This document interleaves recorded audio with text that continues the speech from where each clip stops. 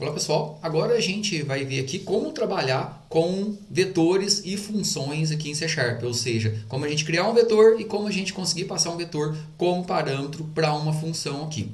Então a primeira coisa que a gente vai fazer vai ser criar um novo projeto. Então vou aqui criar uma pasta, definir uma pasta aqui para a gente poder trabalhar.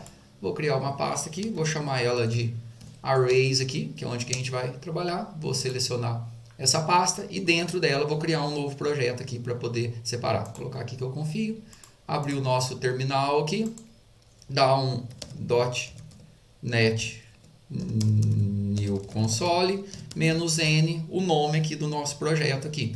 Então eu vou chamar ele aqui de colocar aqui de Array C Sharp. A gente criou o nosso projeto aqui, então eu tenho aqui já o meu Array C Sharp, tenho o meu program.cs aqui, se a gente quiser manter, a gente pode manter ele aqui, e vamos criar aqui a nossa estrutura básica que a gente já está acostumado, né? Então, a primeira coisa, a gente vai colocar aqui um using system, a nossa classe aqui, né? Então, class program e static void main, lembrando que a nossa função main aqui, ela começa com M maiúsculo, só ela. Todas as outras funções aqui, a gente vai trabalhar sempre aqui com M minúsculo. Então, a primeira coisa que a gente vai fazer é criar o nosso vetor. Então, a primeira coisa é uma variável, né? Tem que dar o tipo. O que a gente tem diferente agora aqui, que a gente coloca o abre e fecha colchetes aqui para poder definir que isso aqui é um vetor. Quando a gente trabalhava em outras linguagens, a gente colocava lá depois do nome da variável, né? Então, por exemplo, aqui, se eu colocar aqui meu array como nome aqui, meu vetor, né? Um vetor unidimensional. A gente vai colocar agora a palavra-chave new, é igual a new, e o tipo aqui, e o tamanho do meu vetor. Por exemplo, aqui se eu colocar 5. Então, o que isso quer dizer aqui? Quando a minha aplicação executar, eu estou instanciando uma variável composta unidimensional, que é um vetor, né? Cada posição aqui eu consigo colocar um dado do tipo inteiro aqui. Eu estou falando que ela vai ter o tamanho de 5. Posteriormente, a gente consegue ler um n e instanciar esse vetor, criar esse vetor do tamanho de n aqui. Então, vamos ler os dados aqui para o nosso vetor aqui. Então, primeira coisa, vamos colocar aqui um console.writeLine para poder colocar, vou pedir aqui, entre com os dados do vetor, então com valores para o nosso vetor, né? E aí é um vetor, então tem que percorrer posição por posição do nosso vetor. Então, para percorrer posição por posição, a gente vai usar um for.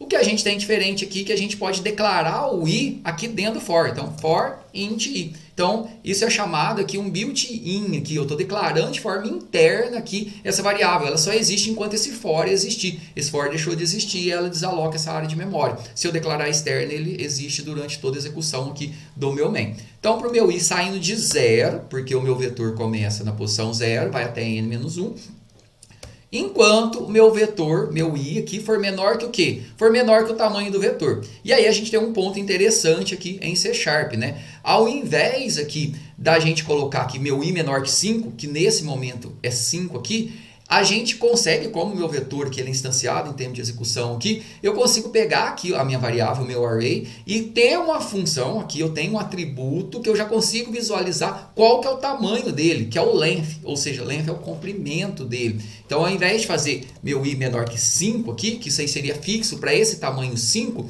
eu consigo fazer o quê? Enquanto meu i for menor que o meu vetor, ponto, length aqui. Então, length é o comprimento. Esse length ele vai retornar qual que é o tamanho do vetor, que no caso vai ser 5. Se depois eu ler um dado aqui e ele for 10, então ele já vai funcionar de forma automática. Se for 100, ele vai funcionar de forma automática. Então, isso aqui ajuda a gente aqui a trabalhar e a descobrir o comprimento dos vetores. E mais. E aí, para cada posição do vetor, o que eu quero fazer? Eu quero ler um valor para cada uma das posições. E aí, vamos colocar aqui um console aqui, ponto write aqui, só write, não write line, que a gente vai ver na mesma linha, para a gente conseguir ver assim, ó, eu quero ler o meu vetor na posição 0, vetor na posição 1, vetor na posição 2, para a gente conseguir visualizar isso posição por posição. Então, o que a gente vai fazer aqui? A gente vai fazer aqui uma interpolação aqui, desculpe, a gente vai fazer a interpolação, vamos colocar aqui o sinal do dólar aqui, e a gente vai colocar a nossa mensagem. Então, eu quero ver o quê? O meu array em uma determinada posição. E aí eu quero que apareça aqui, array na posição 0, aí eu vou digitar um valor. Array na posição 1, eu vou digitar o valor. Então, como que eu faço para aparecer aqui, ó, entre esses colchetes, qual que é a posição que eu estou percorrendo? A posição que eu estou percorrendo é denotada aqui pelo nosso i aqui. Então, o que a gente vai fazer aqui? Vai colocar entre chaves, que aí eu posso passar a variável. E eu vou passar o meu i. Então, olha que legal aqui. Ele vai printar na tela array na posição 1. Aí vai colocar 2 pontos. E a gente vai esperar o quê? Que na sequência o usuário digite array na posição 0, array na posição 1 e assim por diante. Então, para a gente poder ler aqui, readline, né? Vamos colocar aqui o nosso readline. E essa leitura que eu vou fazer aqui do meu readline, eu quero retornar o quê? Para a posição do vetor. Então, eu tenho que colocar aqui o meu array na posição que eu quero fazer a leitura. Qual posição que eu quero fazer a leitura aqui?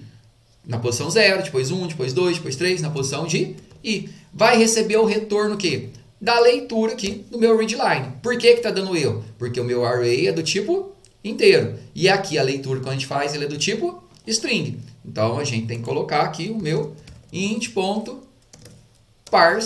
E aí a gente vai envolver aqui dentro do parênteses a nossa leitura. E aí o que a gente vai ter? Para cada posição do nosso vetor, ele vai aparecer array na posição 0, a gente lê o valor. Array na posição 1, lê o valor e assim por diante. Então aqui é uma forma que a gente está lendo dados do meu vetor e isso aqui não vai mudar, né? Então vai ficar como padrão aqui. E se eu quisesse mostrar os dados do meu vetor, mostrar todos os valores que foram lidos, que foram recebidos, então a gente pode fazer aqui um outro for aqui. Então vamos colocar aqui console.writeLine e vamos colocar aqui dados do vetor. E aí esses dados do vetor aqui que a gente vai apresentar, como que eu faço para apresentar? Tem que fazer um for, né? For, meu i saindo de 0. Então vou fazer tudo isso aqui, não vai mudar, né? Isso aqui vai ser igual. Então for para o meu i saindo de 0. Por que eu declarei de novo? Quando eu estou criando aqui o meu i, que é a variável de controle da estrutura de repetição dentro do for, ela só existe aqui dentro, né? Então for meu i saindo de 0. Enquanto meu i for menor que o tamanho do meu vetor, né? Que no caso é o meu array.length aqui, e mais. O que a gente quer fazer aqui? Eu quero mostrar cada posição do meu vetor. Como eu só vou printar aqui, eu só vou ter uma linha, então vou mostrar o vetor como uma linha inteira, eu não preciso abrir e fechar chaves no for. Se eu só tenho uma linha de instrução, aqui eu tenho 2 linhas de instrução. Ó. Então eu tenho que abrir e fechar chaves do for. No caso aqui, como eu só vou ter uma linha, então eu não preciso abrir e fechar chaves. Se quiser abrir e fechar, sem problema. Console.write. Vou dar write aqui, ó. Por quê? Porque eu quero ver tudo numa linha só, todas as posições do vetor. Se eu der writeLine, ele vai escrever a primeira posição 0, posição 1, posição 2, posição 3, um em cada linha ali. Então, o que eu quero mostrar aqui? Eu quero mostrar cada dado do meu vetor separado por um pipe ali, por exemplo. Então, a gente pode mostrar com interpolação ou com concatenação. Vamos fazer diferente agora com concatenação, né? Então, eu quero ver aqui, por exemplo, um pipe, que é a barra, mais o valor. Então, o valor, ele está onde? Está aqui dentro do meu array na posição de i. Porque o i, ele é o índice que está marcando qual posição do vetor eu estou acessando. Ali eu falo meu array é o meu vetor, ou seja, é a variável onde eu estou guardando dado. E ali quando eu falo meu array na posição de, eu estou indo lá dentro olhando qual dado que está armazenado. Então ele vai colocar o quê? Uma barrinha em pé aqui, né, para simbolizar, e coloca o valor. A barrinha e o valor, barrinha e o valor. Então a gente vai ver ali numa linha todos os valores armazenados no vetor, separados por essa barrinha. Terminou tudo ali. A gente terminou de apresentar tudo. Depois eu posso dar ali um console.writeLine ali só para passar uma linha por baixo ali, só para a gente poder ver que realmente terminou toda a instrução ali. Então, porque ele terminou aqui, quando está só write, ele vai terminar na mesma linha, né? Aí na hora que eu dou um writeLine, ele vai pular para a linha de baixo. Então, a última barrinha lá que a gente coloca é só para ele poder pular para a linha de baixo ali. E aí depois a gente pode fazer mais coisas, a gente pode somar dados vetor, mas vamos ver aqui a nossa aplicação em execução. Então aqui dentro do nosso console, estou dentro da pasta Arrays, eu tenho que acessar aqui a pasta do projeto, né, que é o Array C#, cd Array C#, entrei dentro dele aqui, se eu der um ls, eu consigo ver todos os arquivos que eu tenho, deixa eu só limpar a minha tela aqui, e aí para a gente poder rodar .NET Run aqui, a gente vai executar a nossa aplicação. Então a gente vai executar a aplicação, a gente vai fazer o teste, ó. Entre com os dados vetores, que é o bacana, ó. E aí ele entrou dentro da estrutura de repetição, tá vendo, ó? Console, write line, array na posição de i, ó. Então tá pedindo array na posição 0. Então vou colocar um valor aqui 10, array na posição de 1, 5, array na posição 2, 8, e aí a gente vai entrando com o nosso conjunto de dados aqui.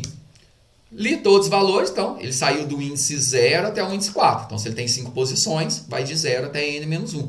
Li todos os dados aqui e depois dados do vetor, tá vendo? Ele está mostrando o nosso vetor aqui da forma que a gente definiu, ou seja, dentro do outro for, estou percorrendo, coloco uma barra, o valor, uma barra, o valor. Lá no final aqui, ou seja, quando ele já saiu desse for, que ele terminou todo o loop que a gente tem, a gente só está colocando essa última barra e finalizando. Então a gente já tem uma estrutura aqui que a gente consegue ler dados do nosso vetor e apresentar os dados do nosso vetor. Mas e se eu quiser aí pegar os dados do vetor e passar para uma função? Tem como? É isso que a gente vai ver na sequência.